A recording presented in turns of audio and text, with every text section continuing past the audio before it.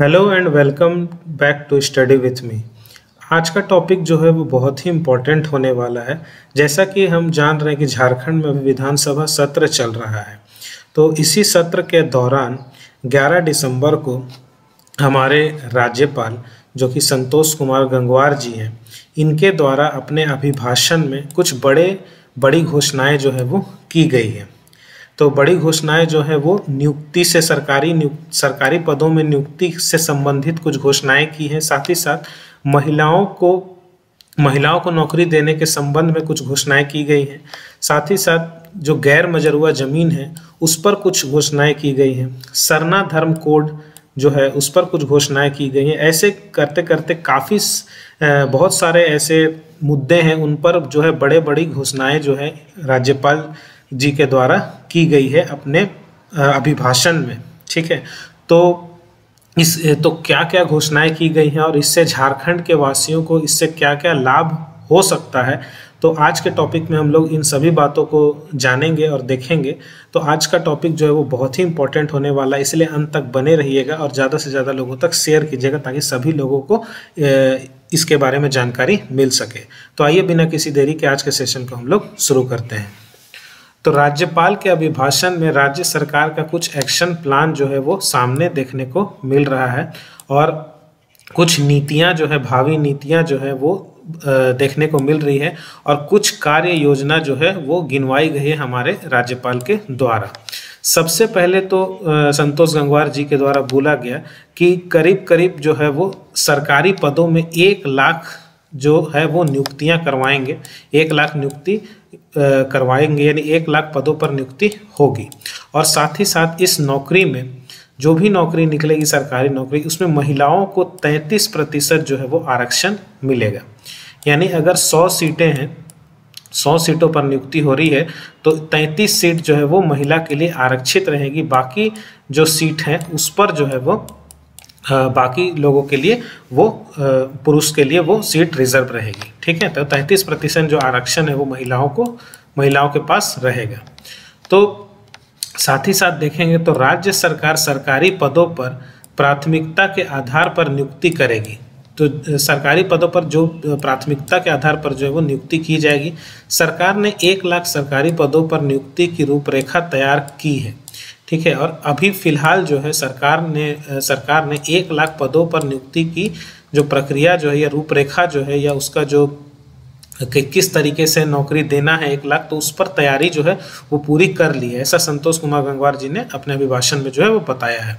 तो इसके साथ महिलाओं को सरकारी नौकरी में 33% जो है वो आरक्षण देने की भी घोषणा की गई है। ठीक है, जो महिला वर्ग है उनको 33% आरक्षण जो है वो दिया जाएगा। और बुधवार को राज्यपाल संतोष गंगवार ने सदन को संबोधित किया था। ठीक है, तो राज्यपाल के अभिभाषण के माध्यम से सरकार ने अपनी कार्य योजना और नीतियों की घोषणा की। राज्यपाल ने अपने अभिभाषण में बताया कि 60,000 शिक्षकों, 15,000 प्रधानाध्यापकों, 2500 क्लर्क, 10,000 पुलिसकर्मियों और 10,000 जनजातीय भाषा के शिक्षकों की नियुक्ति होगी। ठीक है, तो इतने पदों की नियुक्ति जो है वो होगी, ये बताया हमारे राज्यपाल ने सदन को बताया कि सरकार महिलाओं को विभिन्न सरकारी नौकरियों में 33% आरक्षण देगी। इसके साथ ही आदिवासी मूलवासी जो है उनको स्थानीय नीति बनाकर तृतीय और चतुर्थ वर्ग की नौकरियों में 100% आरक्षण देने की जो है प्रतिबद्ध है। ठीक है, यानी कि जो यहाँ के आदिवासी हैं या मूलवासी हैं, जो झारखंड वासी हैं, उनको जो है तृतीय और चतुर्थ वर्ग में जो है 100% एकदम नौकरी देने की बात कही है। साथ ही साथ राज्यपाल ने अभिभाषण के माध्यम से बताया कि पिछड़ा वर्ग को 27%, आदिवासी को 28%, दलित को 12% आरक्षण देने का विधेयक और सदन आदिवासी धर्म और आदिवासी जो सरना आदिवासी धर्म कोड है। ठीक है, ये काफ़ी इंपॉर्टेंट टॉपिक है। सरना आदिवासी जो धर्म कोड है, इसका विधेयक पास कराकर केंद्र को भेजा गया है। इसे स्वीकृत कराने का हर संभव प्रयास होगा। उन्होंने अपने अभिभाषण में कहा कि केंद्र सरकार और उनकी कंपनियों के पास राज्य सरकार का बकाया 1.36 लाख करोड़ 1.36 लाख करोड़ रुपए वापस लाने के लिए कानूनी रास्ता अपनाया जाएगा। ठीक है, यानी कि राज्यपाल ने बताया कि केंद्र सरकार के पास अभी झारखंड सरकार का करीब 1.36 लाख करोड़ है, उसे भी वापस लाया जाएगा ताकि जो है डेवलपमेंट के काम पर, नौकरी देने के काम पर या और झारखंड को और सशक्त बनाने के कार्य में इसका उपयोग किया जाएगा। इसके साथ ही हो, मुंडा, कुड़ुक और अन्य जातीय भाषाओं को संविधान की 8वीं अनुसूची में शामिल कराने को लेकर पहल की जाएगी। ठीक है, तो जो संविधान की 8वीं सूची है उसमें जैसे जो हो, मुंडा या कुड़ुक या अन्य जो भी जनजाति भाषाएं हैं उसको भी शामिल कराने पर भी जो कार्य किया जाएगा। राज्यपाल ने कहा कि वर्षों से खास महल और जमाबंदी पर रह रहे परिवारों को मन सम्मान के साथ जीने का अधिकार दिया जाएगा। और एक बहुत इम्पोर्टेंट है कि गैर मजरूआ जो ज़मीन है ना, तो इस पर क्या हुआ था कि 2017 में जो गैर मजरूआ ज़मीन है वो पर, इसमें जितने भी लोग बसे हुए हैं रैयत की भूमि है, ठीक है, जिसका जो है रजिस्ट्री या फिर रसीद कटाने पर 2017 से पाबंदी लगी हुई है। ठीक है, जितना भी गैर मजरूआ ज़मीन है, जिसका जो ज़मीन पर, जो रैयती ज़मीन पर जो लोग बसे हुए हैं, इस पर क्या हुआ था कि जो 2017 से क्या हुआ था, इसका रजिस्ट्री यानी कि इसका खरीद बिक्री या फिर इसका रसीद कटना जो है वो बंद हो चुका था, तो इसे फिर से शुरू किया जाएगा, ये बोला जा रहा है। 2017 से पहले हो रहा था लेकिन 2017 में इसे बंद कर दिया गया था, तो इसे भी चालू कर दिया जाएगा, ऐसा बोल रहे हैं। ठीक है, इसके साथ ही राज्य सरकार सभी निबंधित पत्रकारों को प्रशिक्षण, बीमा और पेंशन देगी। जितने भी जितने पत्रकार हैं, जो भी निबंधित पत्रकार हैं, ठीक है, उनको प्रशिक्षण दिया जाएगा, उनको बीमा का सुविधा दिया जाएगा, साथ ही पेंशन का भी उनको पेंशन भी दिया जाएगा। इसके साथ ही राज्यपाल ने अपने अभिभाषण में किसानों, मजदूरों, छात्रों, अल्पसंख्यकों सहित विभिन्न वर्गों के लिए चलाई जाने वाली कल्याणकारी योजनाओं की जानकारी दी। राज्य में बुनियादी सुविधाओं को दुरुस्त करने और पर्यटन के क्षेत्र में सरकार की भावी कार्य योजना बताई जा रही है। ठीक है, तो एक बार हम लोग ओवरव्यू देख लेते हैं कि क्या है।